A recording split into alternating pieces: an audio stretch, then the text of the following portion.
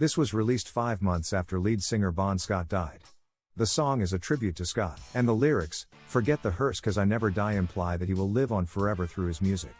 With Brian Johnson on lead vocals, the Back in Black album proved that AC/DC could indeed carry on without Scott.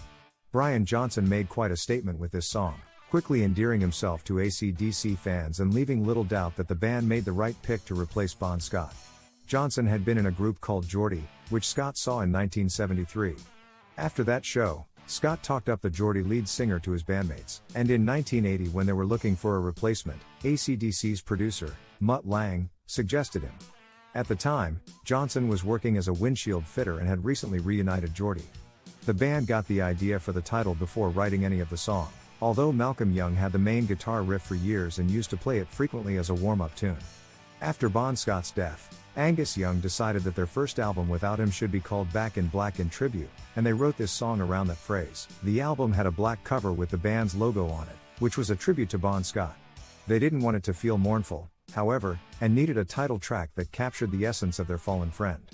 They were certainly not going to do a ballad, so it fell on Brian Johnson to write a lyric that would rock, but also celebrate Scott without being morbid or literal.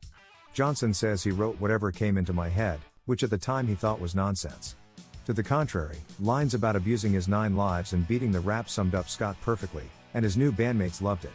Bon Scott had several lyrical ideas for the album, but those were abandoned by the band in favor of new lyrics by Brian, Malcolm, and Angus. Former AC/DC manager Ian Jeffrey claims to still have a folder that contains lyrics of 15 songs written for Back in Black by Bon, but Angus insists that all of Bon's notebooks were given to his family.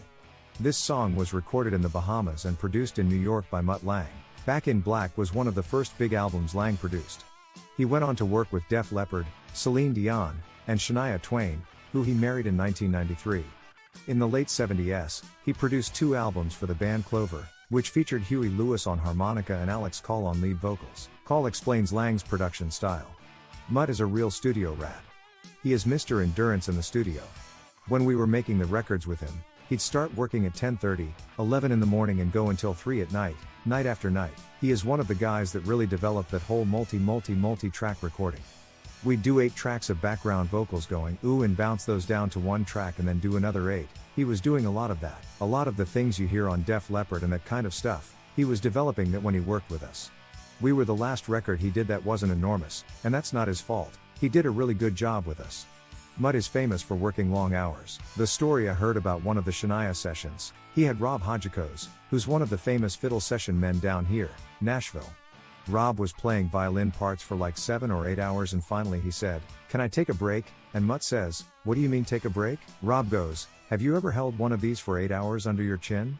Mutt really loves to record, he loves music and he's a real perfectionist and an innovator. An unbelievable commercial hook writer. Check out our full interview with Alex Call. This was the title track to AC/DC's most popular album.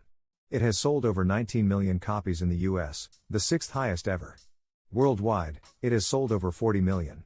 The Beastie Boys sampled this on their 1985 single Rock Hard, a single released in 1985 on Def Jam Records. They sampled it without AC/DC's permission, so AC/DC refused to allow the Beastie Boys to include the song on their 1999 compilation album Beastie Boys Anthology, The Sounds of Science. A remastered version is included on the 1997 Bon Scott tribute album, Bonfire. The Atlanta Falcons football team used this as their theme song for a while. The Falcons also went through an MC Hammer phase, when they used Too Legit to Quit and let the rapper roam their sidelines. This plays in the opening scene of the 2008 film Iron Man, providing an aggressive intro to the Marvel Comic Universe movies. Other films to use the song include Grudge Match, 2013. The Muppets, 2011. Megamind, 2010. The Karate Kid, 2010. Bruno, 2009. School of Rock, 2003. It was also used on episodes of The Sopranos, Cold Stones, 2006, and Family Guy, Peter Problems, 2014.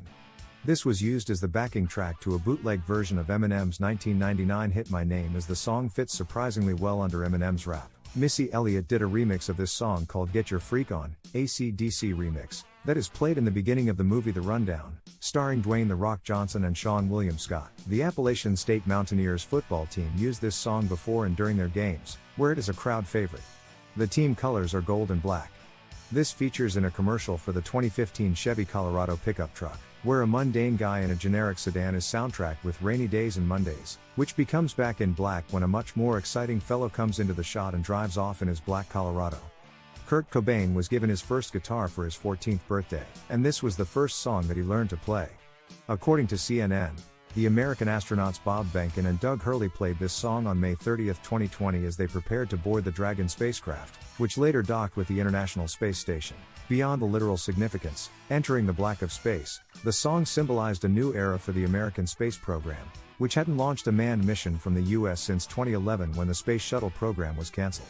In the 2003 Alias episode Phase 1, which aired right after the Super Bowl, Back in Black plays in the opening scene, giving football fans what they love: AC/DC and Jennifer Garner in lingerie.